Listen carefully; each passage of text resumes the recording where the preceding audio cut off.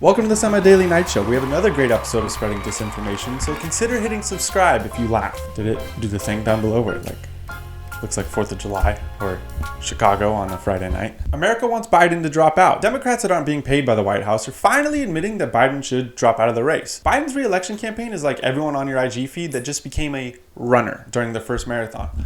We know how it ends. Gave it out to everything I have for the people. 256. I shit my pants like crazy. On the topic of events, Democrats found their version of QAnon. It's called Project 2025, a secret plan that is supposed to take over the government. It's so secret, it has a website. It's made by a Republican group, the Heritage Foundation, a foundation of people so dumb it looks like they date within their heritage, if you know what I mean. That brings us to someone who lives where they date their heritage. Hawk Tuah girl, maybe getting a reality TV show, but she'll be forgotten faster than the Maui fires. Too soon? You forgot about it too. And speaking of spitting on things, the streamer's sketch turned out to have a sketch past. But who cares what a man does in private? That's between himself and his internet provider. Popular streamer turned out to have a male-focused pillow acting career in his past. And the only people upset by this are the kind of guys who watch that stuff in private and are mad at themselves for doing so. It's like an episode out of Euphoria. Ladies and gentlemen, the Semi-Daily Night Show with Gary TV, your host, Gary. Tonight's ceremonial first pitch. And please welcome the President of the United States. We did it, sir. just making sure you're paying attention. Republicans have a secret plan to take over the government. Supposedly. Project 2025, this is basically Democrats' flat earth. Now, I love conspiracy theories. When I'm bored at work, I post an image proving the moon landing was fake in the company group chat, just to stir up emotions. When I heard there was a secret plan for a Republican government takeover, I had to go research it. It's so secret it has a website with downloadable PDF files. I said PDF, not pedos. Chose the wrong law to disrespect, Doc. The 900-page plan is just a recommendations of who to hire. It's literally 900 pages of, do you know who my dad is? Yet everything I've seen online are from creators telling you it's Trump's attempt to get rid of term limits. But like WMDs in Iraq, It's not actually there. and Trump doesn't even like the plan. Probably saying this about it: the worst plan I've seen. Who came up with the plan? I didn't come up with the plan. It's a dumb plan, one of the worst plans, my plan, the best plan. I made it myself. It's one of the greatest. Instead, Trump released his own plan called Agenda 47, and this was his announcement. Fentanyl, heroin, meth, and other lethal drugs. I thought that was supposed to be his presidential plan, not Hunter Biden's grocery list. Project 2025 is literally just a plan to give Republicans if they win the election. Given we aren't used to politicians planning, this is scary. And the last time Republicans got together and planned something, we got conservative Coachella, or as you know it, Turning Point USA. So I kind of agree we should be scared. Project 2025 is basically fantasy football for guys who follow Charlie Kirk, the dude with a minimized face. It's 920 pages of basically saying, close the border. It even says to create a border checkpoint on the It's a Small World ride in Disneyland. I'm joking, but I may have just given Ron DeSantis an idea. But there actually are some really stupid ideas in it. It pushes archaic theories like marriage is only between a man and a woman, even saying being straight is the only valid form of expression. It outlaws abortion and imprisons anyone who distributes adult content. It's just a book that's full of really old ideas and too long for anyone to fully read, yet some Republicans fully support it. Holy shit, it's basically the Bible. That's a joke, people. The Lord wants you to laugh. It says pregnancies would be carried to term even if that requires death or coercion. If you're like me and don't live in the Salem witch trial times and had to look up what coercion is, it means a woman could be threatened to carry a baby to term. Now, I'm here to make jokes, but this concept is so old and controversial, even Biden hasn't signed that bill before. Also, why do Republicans want to ban adult entertainment and imprison anyone who distributes it? What you do behind closed doors is between you and your internet provider. The 900-page report comes from the Heritage Foundation, a conservative think tank. It's basically a cubicle of dudes who dress like Tucker Carlson, but are nowhere near as cool as Tucker Carlson. One of the senior advisors is John McEntee. I don't know if I pronounced that right, and I don't really care. You may have seen his videos. His videos are all made for 2000s classic rock, sunglass-wearing goatee Facebook guys that post videos of the military transporting things and say, Get ready, big things are coming. Keep this fake Hollywood money in my car, so when a homeless person asks for money, then I give him like a fake $5 bill. So What the f*** are you talking about? then when they go to use it, they get arrested. So I'm actually like helping clean up the community. you know? He also created the Right Stuff dating app, a dating app for conservatives, and the app has the same amount of diversity as a loaf of Wonder Bread. Every dating picture is a dude holding a fish, and every girl's on Broadway in Nashville. Yet the only people that have heard about this plan are annoying TikTok debaters that think it's a secret plan, and the guy who looks like every Mormon dad that can't bench press the bar, or as you know him, John Oliver. John Oliver got Project 2025 wrong. John Oliver fans are just liberals who tell you Republicans suck, but are really quiet when 4th of July comes around, and they realize no liberal career can afford a boat. John Oliver, the guy who looks like he put on Party City disguise glasses all the time, but it's actually his face, is upset that Project 2025 is mainly suggesting new government officials instead of the bureaucrats that have been in those positions since Gatorade had its original logo. Project 2025 is stupid, but as I've never seen a government official that knows what they're doing, maybe this concept is smart in theory.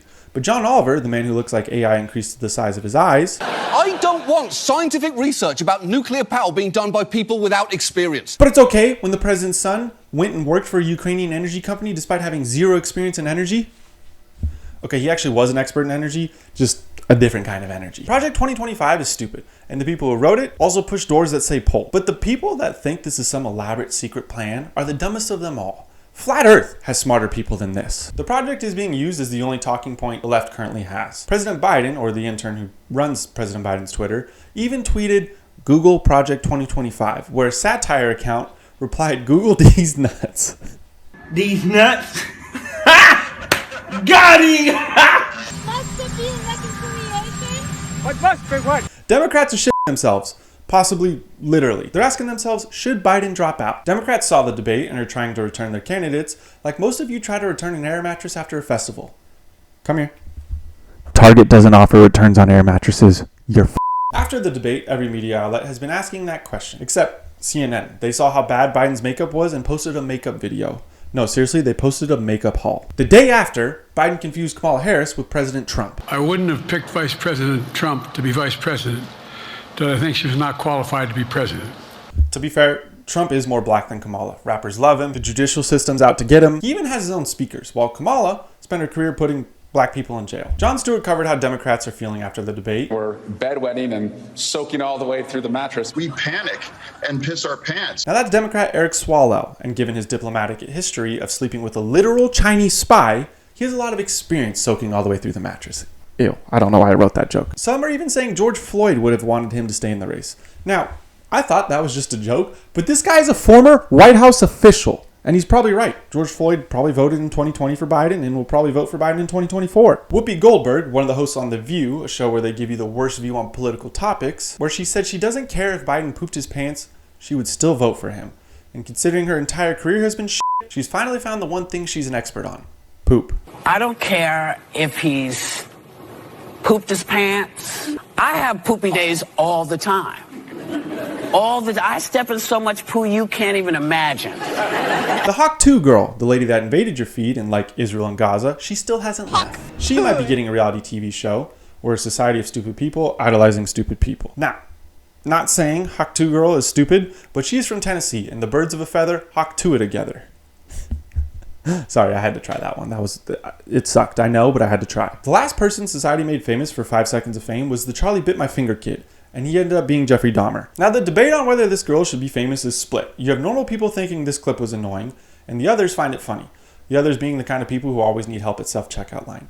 It's self-checkout. Figure it out yourself. She's definitely gathered a fan base, but it's the same people who watch that Bobby I'll off myself if I watch her podcast girl. The girl whose whole personality is not having a personality. Her husband was on to something. But maybe a reality show with her would be good. Just imagine the writer's room for this. Alright, happy Monday, guys. I'm violently hungover, just so you know. The Michael Rubin guy, or whatever his name is, calls it an all-white party, but I was all blacked out. But alright, you guys know the deal. We're here to make another dumb person famous. The Hawk Tuah girl. Yep, you know her. She spat on that thing, because Lord knows she probably can't sing or have any other talent, really. Remember, she's from the South, so we got to keep it simple if HR's in the room. If they're not, we got to keep it stupid. Fans are from the South. They fry catfish. Is it a cat or is it a fish? You know what I'm saying? Oh, Tammy, you're from the South? Oh, I'm sorry. I'm never going to hear the end of that fucking one. Nothing. I was just saying we appreciate you. I got reservations at Chili's at 4, so you guys got any ideas? Let's get this going. Let's get this moving. Actually, I have an idea. Yeah, Toby. Let's hear it. What about a cooking show, guys? Where she spits on a pan, sizzles a little bit to see if it's hot. Cooking with spit? I think we can make that work. Okay, I like it. Not bad, not bad. Cooking shows, they kind of always end up on YouTube or a network no one really watches. Wait, How do we get it on like a news network? How do we get it on like to play before Fox News? I got one. We take her to the border where she spits on minorities. Her fans in the South would love that. We'd call it spit on that tang. Mexicans love tang. Okay, morally, that's f***ed up, but Ted Cruz, first guest, could be good. Could be good. Tammy, you got Ted Cruz's number? You're a liberal in the South. Oh, okay. Guess we finally got some diversity. Fox News would pick that up, actually, though. That was good. Okay, we need a couple more, though. Wait, I actually do have another. We get her take on everything going on in the world. Call it spit takes. Yeah, and like first few guests, I'm thinking people you know who haven't done much in the past few years. Josh Peck, John Legend's wife, the Toddlers with Tiara's girl, Chrissy Teigen. And then she can ask her opinion on non-controversial things like Palestine. Society does need more bad opinions. Who has the number for John Legend's wife? Actually, Tammy, you have a daughter in 3rd grade. She might be DMing her right now, actually.